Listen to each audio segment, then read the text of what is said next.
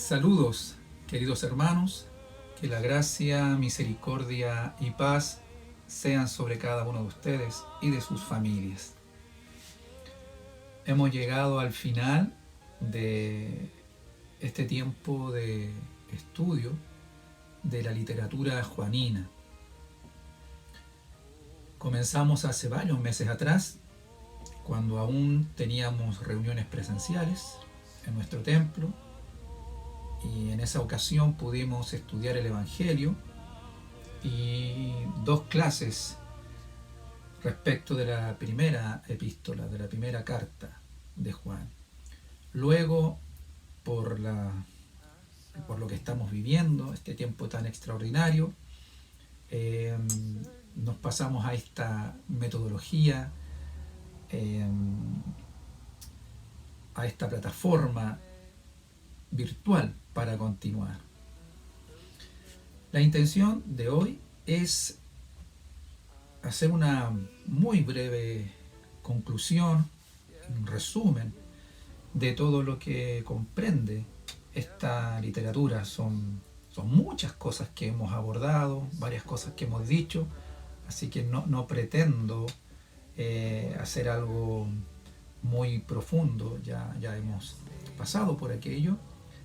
Así que humildemente, la intención entonces es hacer un recordatorio sencillo de lo que significa la literatura de Juan. Bien, tenemos que situarnos en la historia. En ese contexto, los eruditos han manejado el tiempo de esta escritura entre los años 80 al 95. Dentro de ese periodo entonces es que se han situado esta literatura de Juan, estos escritos. Y partiendo por el Evangelio de Juan, como característica principal, tiene que comienza de una manera distinta a los otros evangelios. Juan no comienza con el nacimiento de Jesús, ni con su genealogía. Tampoco entrega detalles de su niñez, sino que él aborda de manera inmediata la vida y obra de Jesús desde cuando comienza su ministerio. Juan entonces presenta desde el primer capítulo teología. En Juan encontramos una cristología muy profunda, muy rica, muy abundante. A partir de esto es que en la historia el Evangelio de Juan ha tenido su estudio especial, ya que, como dije, no es igual a los otros tres evangelios en su estructura literaria.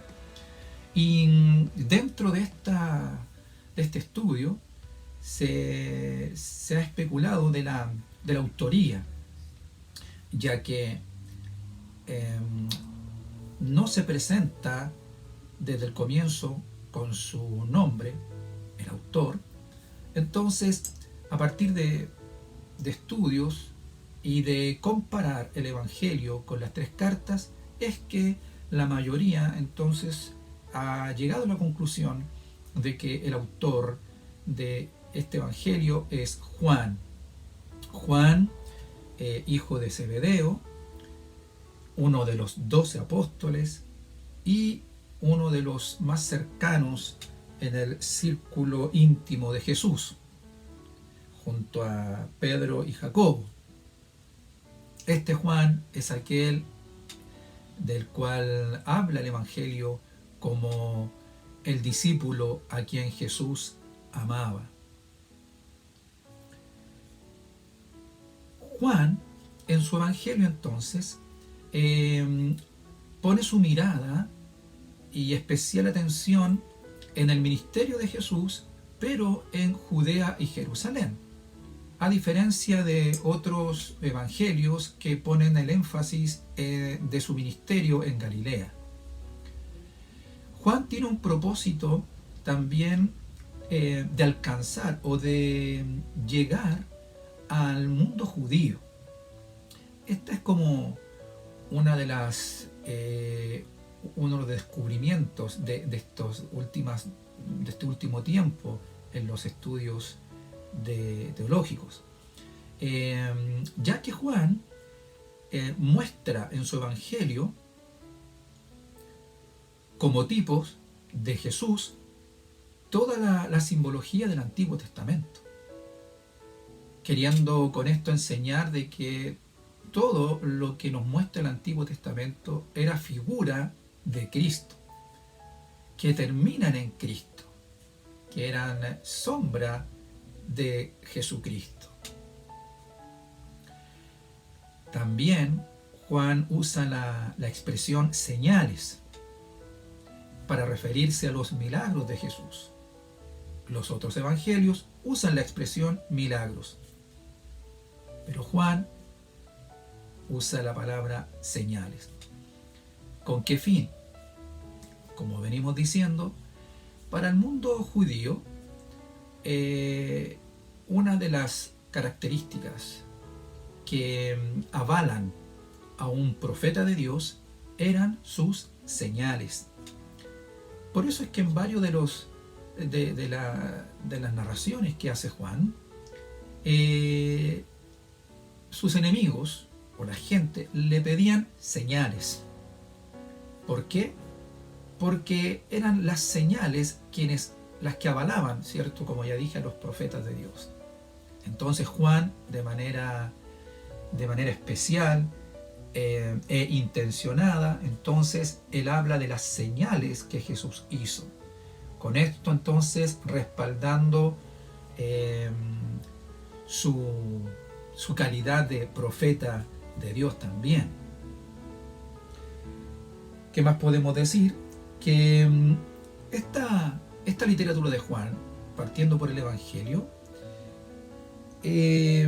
según varias fuentes antiguas, dicen que los ancianos de la iglesia de Asia le pidieron al anciano y apóstol Juan, mientras él residía en Éfeso, que escribiera este Evangelio. ¿Y por qué? ¿O para qué? Para contrarrestar y refutar una peligrosa herejía que se estaba levantando, que estaba creciendo, y que atacaba la naturaleza, la persona y deidad de Jesucristo. Y estaba dirigida aparentemente por un hombre, por un judío llamado Cerinto. Entonces el Evangelio de Juan sirvió y aún sirve a la iglesia como declaración teológica de la verdad encerrada en Jesucristo. Esta palabra verdad luego va a aparecer en las 3 cartas. El concepto o la palabra verdad va a encerrar en el pensamiento de Juan todo un concepto. Entonces, la verdad, cuando él la usa, se está refiriendo a la verdad de la naturaleza humana de Jesús y también su naturaleza divina, es decir, su deidad. También la verdad representará todo lo que es el Evangelio de Jesucristo. Así que a grandes rasgos estas 3 expresiones conformarían como concepto la verdad, que como dije, luego se verán y aparecerán en las cartas también. Pensando en el Evangelio de Juan, como esto es un resumen muy breve, el capítulo 20 y versículos 30 y 31 nos demuestran de manera muy concisa y resumido, pero perfectamente condensado, todo el propósito del libro. se le ha llamado la declaración de propósito de Juan respecto de lo que ha escrito. Y dice así, verso 30 y 31 de Juan 20. Hizo además Jesús muchas otras señales en presencia de sus discípulos, las cuales no están escritas en este libro. Pero éstas se han escrito para que creáis que Jesús es el Cristo, el Hijo de Dios, y para que creyendo tengáis vida en su nombre. A partir de lo que acabamos de leer, entonces, ¿cuál es la intención de lo que está escrito? Es para que creamos que Jesús es el Mesías, el Cristo, el ungido, que es el Hijo de Dios, y para que creyendo tengamos vida en su nombre. Entonces podemos resumir que el propósito de Juan es mostrar a las dos naturalezas en esta cristología, la naturaleza humana y la naturaleza divina. Jesucristo completamente hombre y completamente Dios, ¿sí? Perfecto hombre y perfecto Dios. Luego, pasando ya a la primera epístola de Juan, como ya hemos dicho, estas cartas se escriben dentro de un periodo bastante cercano la una de la otra, por lo tanto están interrelacionados. Y vamos a leer como resumen también de esta primera carta los versículos 1 al 3 del primer capítulo. Dice, lo que era desde el principio, lo que hemos oído, lo que hemos visto con nuestros ojos, lo que hemos contemplado y palparon nuestras manos tocante al verbo de vida, porque la vida fue manifestada y la hemos visto, y testificamos y os anunciamos la vida eterna, la cual estaba con el Padre y se nos manifestó. Lo que hemos visto y oído, eso os anunciamos, para que también vosotros tengáis comunión con nosotros, y nuestra comunión verdaderamente es con el Padre y con su Hijo Jesucristo. El primer verso comienza con una frase muy interesante, lo que era desde el principio. Si usted recuerda cómo comienza Juan el Evangelio, dice, ¿cierto? Y en el principio era el verbo.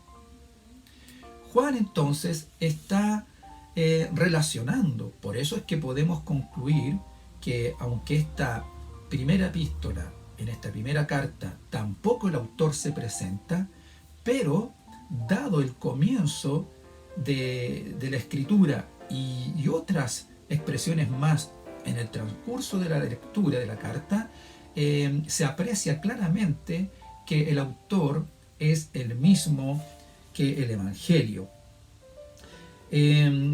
Podemos entonces volver a señalar que tanto el Evangelio y estas tres cartas son obras idénticas en cuanto a lenguaje y estilo. Por lo tanto, pensando en que en la segunda y tercera carta ya el autor se presenta como el anciano, el presbítero. Así que, como hemos dicho, los eruditos han concluido de que el autor de esta literatura es el mismo. ¿Quién para nosotros y quién para los eruditos? Juan, el discípulo amado. Hace una especial atención aquí Juan cuando dice lo que hemos oído, lo que hemos visto con nuestros ojos, lo que hemos contemplado y palparon nuestras manos. Juan entonces está aquí señalando que él es testigo junto a otros, ¿sí? Refiriéndose a los demás apóstoles también. Esto nos da a entender que quien escribe es y fue un testigo presencial, un testigo ocular de la vida, ministerio, pasión y muerte y resurrección de Jesucristo. Encontramos también la expresión el verbo de vida. En el Evangelio, Juan dice, en el principio era el verbo, la palabra. En esta primera carta, entonces, encontramos que Juan, ya en su vejez, está supervisando una red de comunidades de iglesias en casas, en los alrededores de Éfeso, ahí en Asia Menor, como dijimos antes, y al parecer a petición de los ancianos de aquella iglesia, entonces él escribió para solucionar estos problemas de herejías y que se estaban levantando. Estas iglesias se cree que eran iglesias compuestas en su mayoría por judíos, seguidores de Jesús.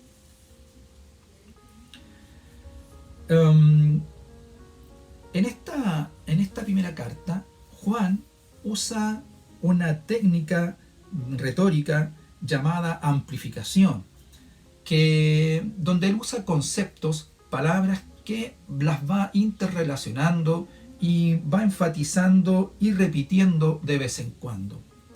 En esta carta, Juan contrapone ciertas expresiones, hace una enseñanza dualista, es decir, él presenta contrastando la luz y la oscuridad, el amor y el odio, el bien y el mal, como ya estuvimos estudiando. Esto también, como dijimos, es en respuesta a estas herejías que se están levantando. Hay un grupo de personas que al parecer se han apartado de la fe en Jesucristo y han comenzado entonces a esparcir esta idea, este rechazo de Jesucristo, tanto de su encarnación, de su humanidad, como también de su divinidad. Luego nos encontramos y acercándonos a la segunda epístola. Aquí vamos a leer el primer capítulo también y el verso 1 al 3. De ahí entonces vamos a comentar algunas cosas más. El anciano dice a la señora elegida y a sus hijos, a quienes yo amo en la verdad, y no solo yo, sino también todos los que han conocido la verdad, a causa de la verdad que permanece en nosotros y estará para siempre con nosotros. Sea con vosotros gracia, misericordia y paz de Dios Padre y del Señor Jesucristo, Hijo del Padre, en verdad y en amor. La particularidad de esta epístola es que está escrita a una iglesia, ¿cierto? A una iglesia específica. Y aquí encontramos entonces las expresiones amor y verdad. Dijimos que estas palabras van a continuar, ¿cierto? Desde el Evangelio hasta la última carta. Y ahora Juan nos expone y nos enseña que la verdad funciona y actúa en relación al amor, y el amor, ¿cierto?, en relación a la verdad. Decíamos que el amor debe estar sujeto, debe estar gobernado por la verdad, para que este amor entonces no sea un amor que se desborda, un amor insano, un amor que no tenga límites morales o éticos. Entonces, para Juan, la directriz del amor es la verdad. Ya hemos dicho todo lo que comprende este concepto de la verdad. ¿Por qué escribe Juan y hace esta relación en esta segunda epístola? Porque llama la atención de esta comunidad, de esta iglesia, a que tengan cuidado de aquellos que están predicando otro evangelio. Ya hemos visto en las cartas que Juan habla de falsos cristianos, o los que le llama anticristos, luego falsos profetas. Todo esto se relaciona con todos aquellos que se han alejado de la verdad para entonces enseñar estas herejías. Entonces, Juan enseña y ordena a esta iglesia a que tenga el cuidado de no recibir y no apoyar a estos falsos maestros que traen o que traen estas herejías. ¿Mm? Y es por eso entonces que, como decíamos, podemos amar como Cristo nos amó, amar al mundo, amar a otros, pero nuestro amor primero se debe a Dios, en fidelidad a Dios, en lealtad a Dios. Entonces, cuando este amor está de esta manera dirigido, entonces también nos protegeremos y protegeremos a la iglesia de aquellos que se han apartado de la verdad, ¿sí?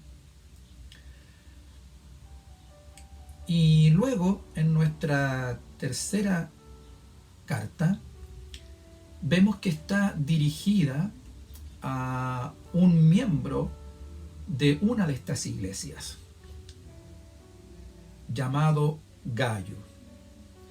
También acá los versículos, el capítulo 1 y versículos 1 en adelante, hasta el 3 dice: el anciano a Gayo, el amado, a quien amo en la verdad. Amado, yo deseo que tú seas prosperado en todas las cosas y que tengas salud, así como prospera tu alma. Pues mucho me regocijé cuando vieron los hermanos y dieron testimonio de tu verdad, de cómo andas en la verdad. Nosotros pues debemos acoger a tales personas para que cooperemos con la verdad.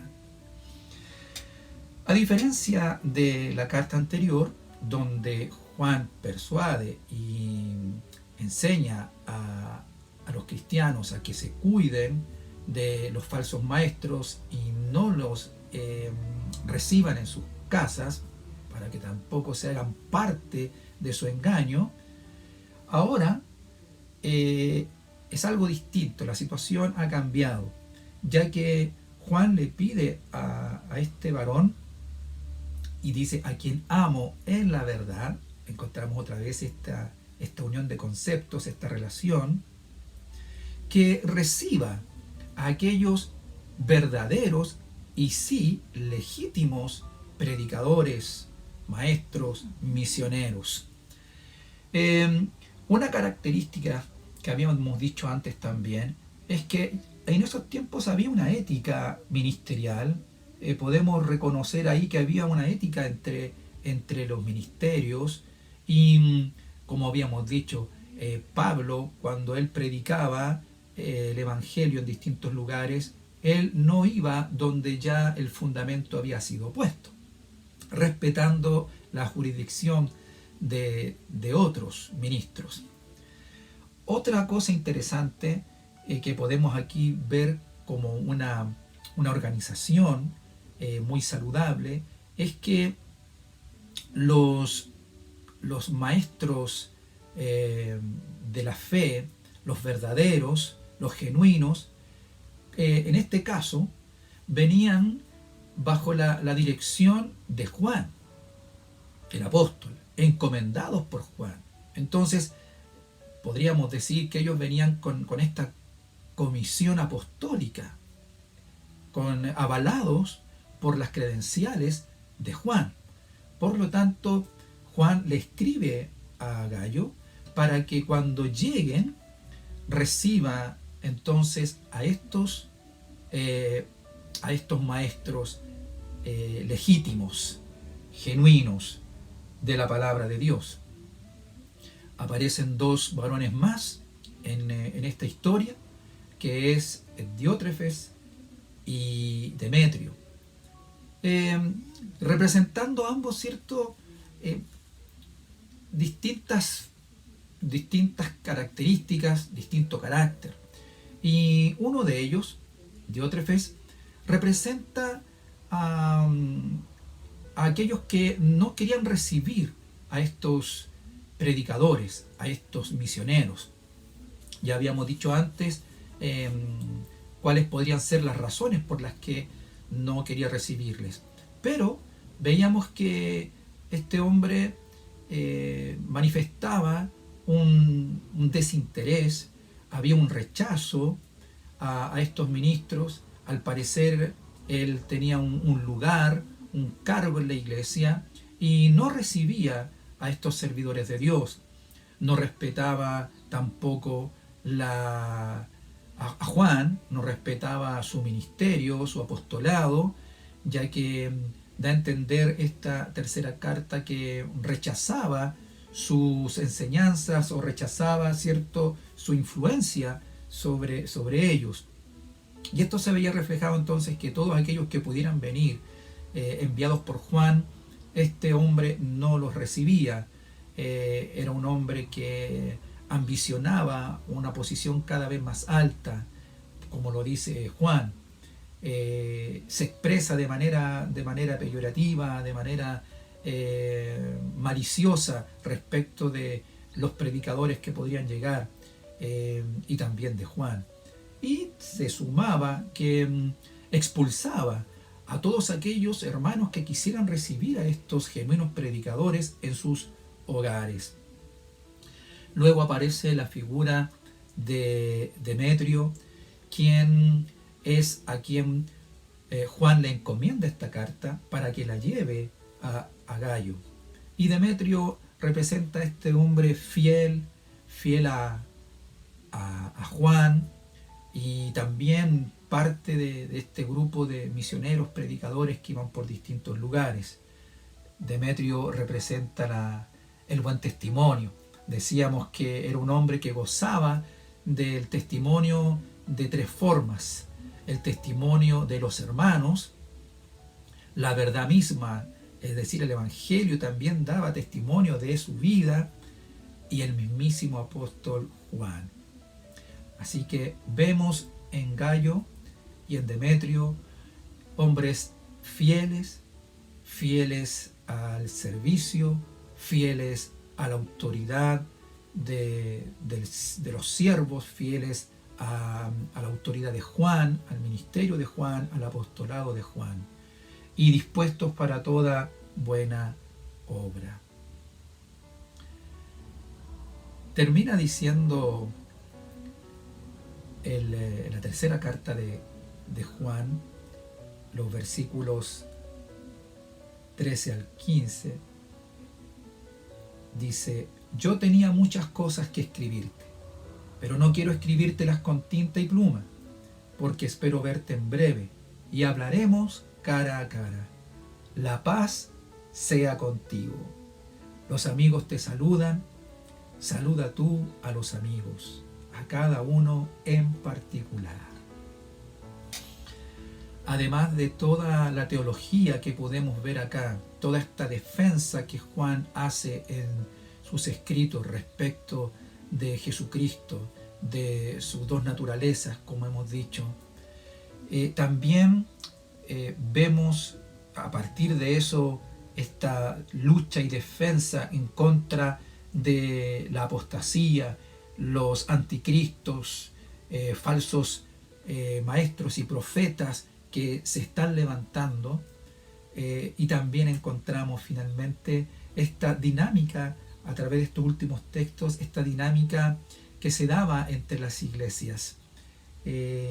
Nos habla de manera muy hermosa del compañerismo, de esta comunión fluida que había entre todos ellos. Juan, dijimos que tenía un corazón muy pastoral, y él pone siempre en relieve el amor de Dios. Qué interesante que Juan, a la hora de enseñar, de corregir y de poner en alto la teología y de defenderla fuertemente, pero lo hace siempre con amor, desde su corazón pastoral.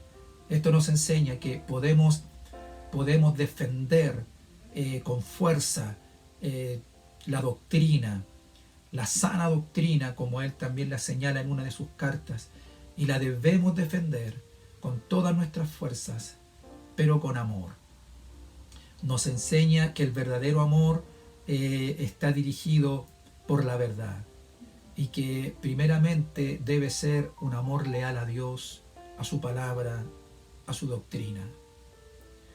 Y luego también nos enseña que a partir del amor es como debemos relacionarnos con los demás. En esta dualidad que él usa y que no tiene dobleces, que no tiene grises, sino que claramente él nos habla de amor y odio, de luz y oscuridad. Él nos enseña de que también el verdadero cristianismo está basado en estas cosas tan simples y tan prácticas a la vez, que el verdadero cristianismo no es solo guardar la doctrina, también el verdadero cristianismo se expresa a través de esta práctica del amor, que el que ama tiene a Dios, tiene a Cristo, y la verdad está en él. Para Juan, el amor es una señal de que la doctrina está siendo aplicada en nuestra vida. Que el Señor nos ayude a extraer de toda la literatura de Juan sus principios normativos, sus principios doctrinales, teológicos, cristológicos, y también sus principios de comunión en el amor de Dios. Es Juan quien dice, porque Dios es amor. Que el Espíritu Santo nos ayude a mantener este equilibrio entre la doctrina, entre guardar la teología, pero también vivir en el amor de Dios. La comunión con el Padre y la comunión con el Hijo es a través de la verdad, a través del Evangelio, a través de la doctrina, pero también a través del amor, amando al prójimo, amando a nuestros hermanos. Que la paz del Señor sea con cada uno de nosotros. Amén. Jesús, gracias por este tiempo que hemos podido de una manera muy sencilla y tratando de ser muy prácticos, de estudiar, analizar la literatura de Juan. Gracias, Señor, por todo lo aprendido en este tiempo, y ayúdanos ahora a aplicarlo, a que toda esta enseñanza de Juan se haga realidad en nuestra vida y en nuestras iglesias. Este evangelio y estas cartas son para nosotros hoy. Están en tu palabra, han sido añadidas, reconociendo en ellas palabra de Dios, palabra autorizada, inspirada por el Espíritu Santo. Que a través de los escritos de Juan podamos conocer al Cristo de la gloria, al Cristo bíblico, y también podamos vivir en el amor de Dios. Señor, gracias porque tu palabra es fiel, es verdadera y nos lleva a la vida eterna. Amén.